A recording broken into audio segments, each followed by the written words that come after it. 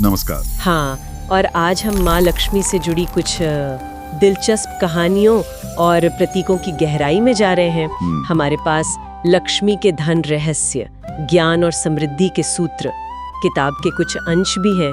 तो कोशिश यही है कि लक्ष्मी जी से जुड़े जो गहरे अर्थ हैं उनको समझें। और शुरुआत एक बड़े ही मजेदार सवाल से करते हैं। क्या आपको पता है कि विष्णु जी ने लक्ष्मी जी से शादी के लिए कर्ज लिया था? और जैसे कुछ समुदाय हैं, अंबानी हैं, बनिया समाज है, उनके धन को लेकर कुछ नियम हैं क्या जो पीढ़ियों से चले आ रहे हैं? चलिए इन रहस्यों को खोलते हैं जरा। हाँ, और देखिए यहाँ ये समझना जरूरी है कि ये सिर्फ कहानियां ही नहीं है। इनमें जीवन और धन प्रबंधन मतलब वेल्थ मैनेजमेंट के बड़े गहरे सिद्धांत छिपे हैं। हम देखेंगे कि कैसे वो जो वैदिक श्री थी, एक तरह से कॉन्सेप्ट था, अमूर्त सा, बिल्कुल, वो पुराणों के समय में जब भक्ति आंदोलन वगैरह आया तब माँ लक्ष्मी के एक साकार रूप में कैसे विकसित हुई। अच्छा, तो चलिए श्री से लक्ष्मी तक के सफर से ही शुरू करते हैं। वेदों में श्री मतलब कोई देवी नहीं थी, बस एक आइडिया था, आंतरिक सुंदरता, सत्य, वैसी चीजें। सही कहा, वो एक अवधारणा थी। लेकिन देखिए, भक्ति आंदोलन के समय लोगों को लगा कि एक व्यक्तिगत देवी चाहिए जिनसे वो जुड़ सकें, प्रार्थना कर सकें। तो श्री के इसी विचार को आप कह सकती हैं माँ लक्ष्मी का रूप दिया गया। धन, सौभाग्य, समृद्धि की देवी और भगवान विष्णु की पत्नी। और उनके साथ कई प्रतीक भी जुड़ गए, जैसे हाथी। गज लक्ष्मी में हाथियों का क्या मतलब है, वो क्यों है? हाथी यानी गज, वो एक तो राजसी ठाठ, शक्ति और बुद्धि का प्रतीक है, और दूसरा हाथी बादलों से, बारिश से भी जुड़े हैं। अच्छा। हाँ, तो वो प्रचुरता मतलब अबंडेंस के सूचक बन गए। तो गज लक्ष्मी का मतलब हुआ वो समृद्धि जो शक्ति और बुद्धि के साथ आती है। और कमल का फूल, वो भी तो हमेशा होता है उनके साथ, जो कीचड़ में खिलता है। हाँ, कमल का प्रतीक तो बहुत गहरा है। देखिए, कीचड़ से ऊपर उठकर खिलना, ये अनासक्ति मतलब डिटैचमेंट और पवित्रता दिखाता है। माहौल कैसा भी हो, वो अपनी शुद्धता बनाए रखता है। संदेश साफ है, सच्ची समृद्धि वो है जो विवेक और अनासक्ति से आए, बाहरी हालात से प्रभावित ना हो। और उनके हाथ में वो अक्षय पात्र भी होता है कई बार, जो कभी खाली नहीं होता। इसका क्या मतलब है? अक्षय पात्र का संदेश है कि अगर धन का प्रवाह सही हो, उसे समझदारी से इस्तेमाल और साझा किया जाए, तो सच्चा धन कभी खत्म नहीं होता। ये कंटिन्यूटी और जेनरोसिटी का प्रतीक है। लेकिन सबसे ज्यादा कंफ्यूजिंग प्रतीक तो शायद उनका वाहन है, उल्लू। एक तरफ बुद्धि, दूसरी तरफ। बिल्कुल, उल्लू रात में देख सकता है ना, तो वो ज्ञान, अंतर्दृष्टि का प्रतीक हुआ। लेकिन हाँ, उसे लालच और अज्ञान से भी जोड़ा जाता है। और ये जो द्वंद्व है, डुअलिटी, ये बहुत महत्वपूर्ण है। ये याद दिलाता है कि धन बुद्धिमान के पास भी जा सकता है, और अगर समझदारी से इस्तेमाल ना हो तो यही धन विनाशकारी भी हो सकता है।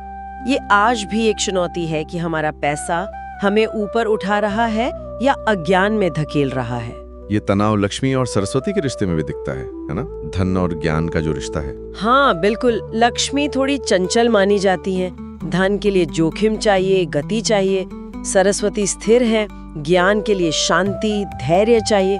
तो दोनों में एक तरह का खिंचाव है, और इसी संतुलन को साधने के लिए गणेश जी आते हैं, बुद्धि के देवता, बाधाओं को दूर करने वाले। अच्छा। हाँ, उनके बिना धन और ज्ञान दोनों अधूरे हैं, इसीलिए पूजा में गणेश जी पहले आते हैं, वो बैलेंस बनाते हैं। अब आते हैं उस कहानी पर जहाँ विष्णु जी ने कर्ज लिया था, तिरुपति वाली जो कथा है, वो क्या है संक्षेप में? हाँ, कथा ये है कि भगवान विष्णु ने देवी पद्मावती से विवाह करने के लिए, जो लक्ष्मी जी का ही रूप मानी जाती है, धन के देवता कुबेर से बहुत बड़ी रकम उधार ली थी।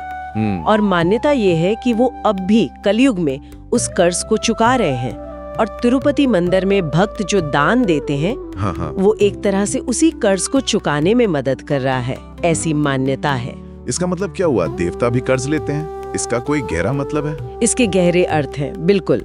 एक तो ये दिखाता है कि अपने कर्तव्य निभाने के लिए देवताओं को भी संसाधनों की जरूरत पड़ती है, और दूसरा ये दिखाता है कि समृद्धि जो है वो एक सामूहिक चीज है।